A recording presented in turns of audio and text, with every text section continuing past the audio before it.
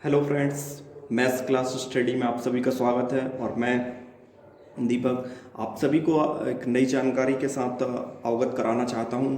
देखिए, आप सभी लोगों ने बहुत तैयारी की है और वर्ग 3 का पेपर दिया हुआ है।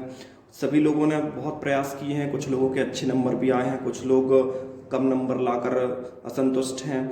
और कहीं ना कहीं सबके मन में एक सवाल तो है कि क्या रिजल्ट आएगा या नहीं आएगा, या फिर जो अभी भ्रांतियां चल रही थी उसके हिसाब से पेपर को रद्द किया जाएगा या नहीं। तो देखिए, ऐसी किसी भी संभावना को आप अपने अंदर मत लाइए, क्योंकि रिजल्ट तो निश्चित ही आएगा और सिलेक्शन भी आप लोगों का जल्दी शीघ्र ही शीघ्र होगा। क्योंकि अभी एक जानकारी, एक लेटर आया हुआ है जिसमें तीनों प्राथमिक, माध्यमिक और उच्च माध्यमिक शिक्षक जो कि जिस संकुल के अंतर्गत कार्यरत हैं, सबकी जानकारी अद्यतन करने के लिए कहा गया है। क्यों?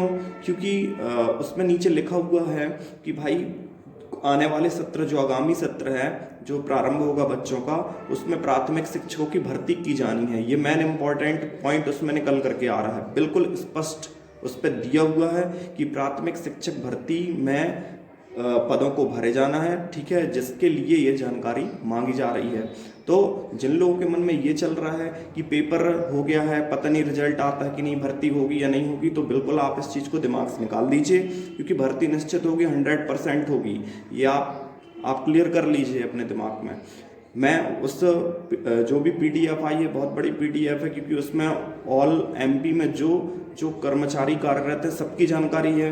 जैसे कि अब मैं उससे बता देता हूँ, जैसे आज मेरी भर्ती हुई है, तो अब मेरे स्कूल में मेरा नाम जुड़ा है या नहीं, तो संकुल पर लेटर गया हुआ है जिसमें ये मांगा गया है कि यदि कोई कर्मचारी जो इस सूची में नहीं है तो आप उसकी जानकारी हमें भेजिए। इसी प्रकार से प्राथमिक की भी मांगी गई है, माध्यमिक की भी मांगी गई है और उच्च माध्यमिक की। अब इसमें दो फैक्टर निकल के आते हैं कि देखिए, प्राथमिक का तो समझ में आ गया, मांगी गई जानकारी, क्योंकि उन्हें भर्ती करना है। उच्च माध्यमिक और माध्यमिक को लेकर के भी कहीं ना कहीं कुछ तो चल रहा है।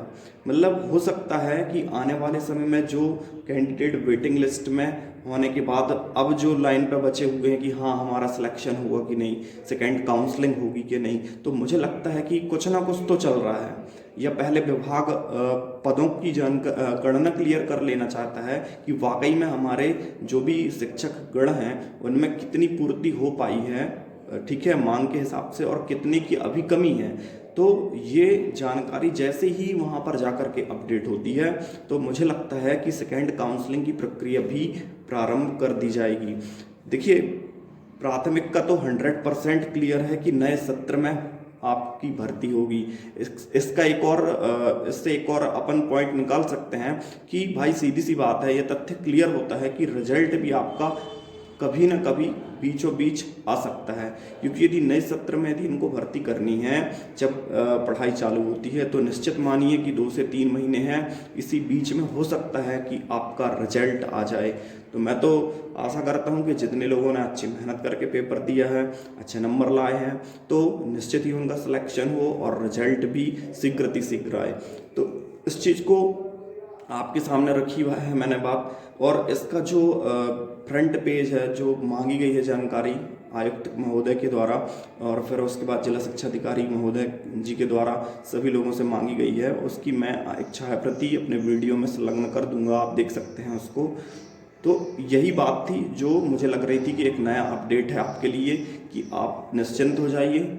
आपने यदि अच्छे नंबर लाए हैं तो आप प्राथमिक शिक्षक भर्ती में जरूर पात्र होंगे और आपका सिलेक्शन निश्चित होगा। इसी के साथ जो भी न्यू अपडेट मुझे लगेगी कि हाँ शिक्षक भर्ती से रिलेटेड है, तो मैं आपके सामने उसे लाता रहूँगा।